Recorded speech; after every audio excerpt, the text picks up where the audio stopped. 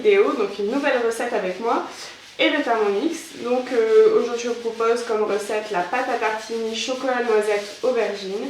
C'est une recette que j'aime beaucoup, c'est une de mes pâtes à tartiner préférées parce que je la trouve hyper onctueuse, le fait qu'il y ait de l'aubergine dedans. Ça remplace la matière grasse, donc c'est super, voilà, vous pouvez en manger à la quantité que vous voulez, en illimité j'ai envie de dire. C'est donc une recette, je pense que vous avez chez vous un peu tous les ingrédients. C'est du chocolat noir, du sucre, des noisettes, on peut aussi mettre des amandes si on n'a pas de noisettes, ça marche aussi très très bien. Du cacao, voilà, et puis de l'aubergine. Moi j'ai mis un petit peu de courgette parce que j'ai pas su trouver, j'ai trouvé qu'une toute petite aubergine est terminée, donc j'avais de la courgette mais ça marche aussi très bien. Donc voilà, c'est une recette qu'on va faire ensemble, c'est parti. Pour cette recette, vous aurez donc besoin de 500 g d'eau pour faire cuire à la vapeur, donc au varoma, les aubergines. Donc moi j'ai rajouté de la courgette parce que j'avais pas suffisamment d'aubergines, mais ça sera très très bien. Vous avez besoin de 70 g de noisettes, 80 g de chocolat noir en morceaux, 50 g de sucre. Donc moi j'utilisais du sucre de coco, c'est de la fleur de coco. En fait c'est un sucre qui est totalement naturel, donc qui est vraiment très bon pour la santé. Il est riche en fer, en potassium, et c'est un sucre dont l'indice glycémique est très bas. Donc c'est très très bon, et il a un goût de caramel beurré, donc c'est vraiment pas mal pour les desserts. Ensuite, une cuillère à café de cacao en poudre, donc vraiment que du cacao sans sucre. Une pincée de sel, donc moi j'utilise le sel de l'Himalaya. Et une cuillère de lait, normalement c'est du lait en poudre, je n'en ai pas mais je l'ai fait avec du lait classique, enfin là du lait végétal. Ça marche très bien. Et puis d'un récipient pour pour mettre votre pâte à tartiner. Voilà, donc moi j'ai un pot en verre, vous pouvez aussi utiliser des pots de yaourt en verre que vous récupérez du supermarché. Donc ça c'est les ingrédients qu'il nous faut pour cette recette. Alors pour commencer cette recette, il nous faut tout d'abord mettre 500 g d'eau dans le bol. Donc on va faire cuire à la vapeur, comme je vous disais, au varoma, les aubergines. Et je viens poser le varoma avec le couvercle.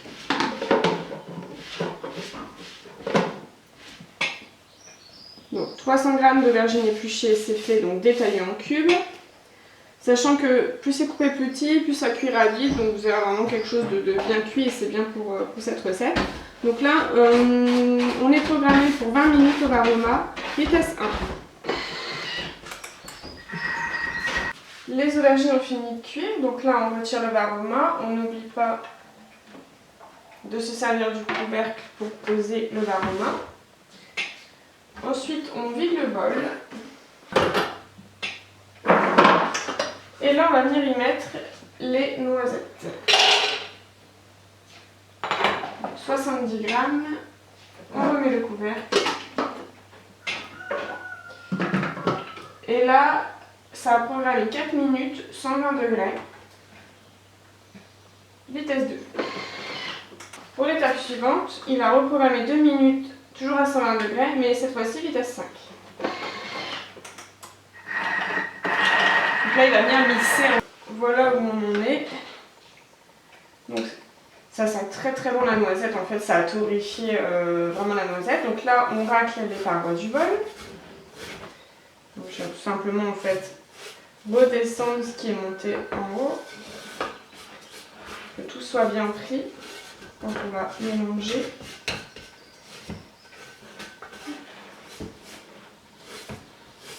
Ça sent super bon. La noisette comme ça. Donc voilà. Tout est bien au fond. Donc là on me demande de remixer de nouveau si nécessaire. Bon, pour moi ça me convient comme ça. Donc je vais mettre le chocolat. Le sucre en poudre. Et une cuillère à soupe de lait.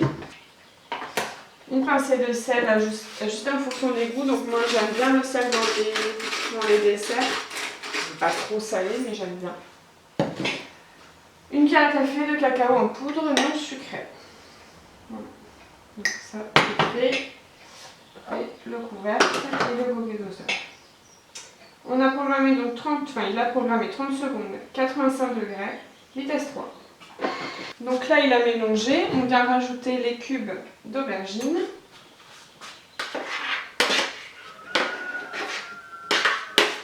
Suivant, insérer le couvercle et le bouquet doseur. 30 secondes.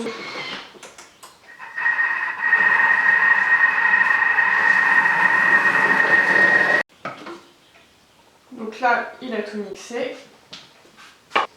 Donc on va venir racler les parois du bol avec de la spatule. On fait tout redescendre puisqu'en fait on va venir mixer plusieurs fois pour qu'on ait vraiment quelque chose de très lisse. Je peux récupérer également ce qu'il y a sur le couvercle. Et c'est reparti, 30 secondes. Vitesse 6.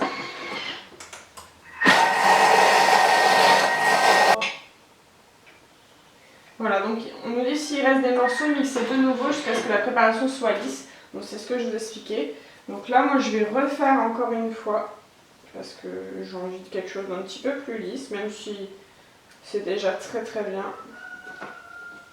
Donc je refais la même opération. Je vais venir redescendre ce qu'il y a sur les parois du bol.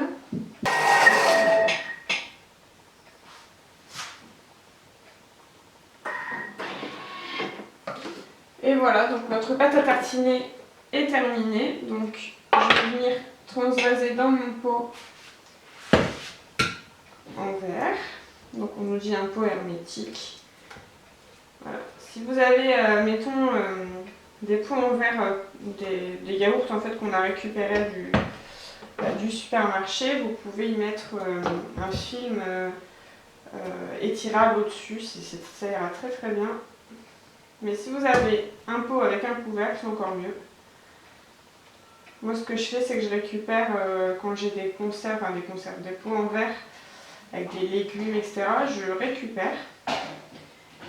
Comme là, voilà, j'ai mis mon cacao en poudre, comme ça je peux aussi plus acheter en vrac. C'est plus économique et c'est... voilà. Il n'y a pas du suremballage, etc. Donc je viens récupérer la pâte à tartiner qui sent trop bon. Regardez la texture. Donc en fait ça va figer quand même, évidemment, au frigo. Mais vous n'aurez pas une texture trop dure.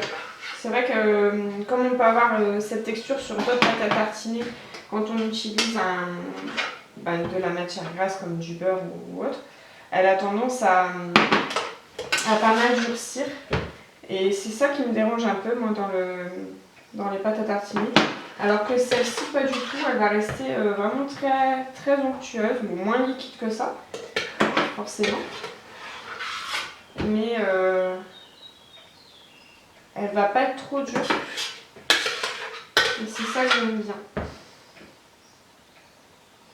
Vous voyez, vous avez déjà une belle quantité, c'est pas fini, il reste encore dans le fond du bol. Donc voilà la quantité que ça vous fait. Ça vous fait quand même un beau pot. Et j'en ai aussi un petit peu en plus ici. Voilà. Donc je vais laisser un petit peu refroidir et puis ensuite je vais mettre au réfrigérateur. Je pense qu'on peut le garder une quinzaine de jours au frigo. Voilà, mais je pense que ça va partir assez vite. Voilà, cette recette est terminée. J'espère qu'elle vous a plu. N'hésitez pas à me donner votre avis. Si vous la refaites, voilà, à me dire si vous sentez l'aubergine ou pas. Et puis si elle vous a plu. Moi je vous retrouve pour une prochaine vidéo et puis je vous dis à bientôt. Ciao!